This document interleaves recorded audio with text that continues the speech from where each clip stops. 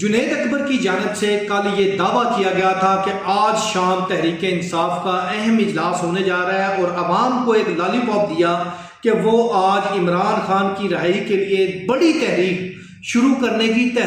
تاریخ مانگیں گے مرکزی قیادت سے، اور چونکہ کے پی کے سے نکلنا ہے اور تاریخ یہ مرکزی قیادت دے، اور ہم احتجاج کریں گے وسیع پیمانے پر، ملک بھر میں اسلام آباد پر چڑھائی کریں گے۔ یہ دن میں انہوں نے اعلان کیا۔ رات کو وہ جب اجلاس شروع ہوا 9 بجے بیرسٹر گوہر نے اس کی صدارت کی،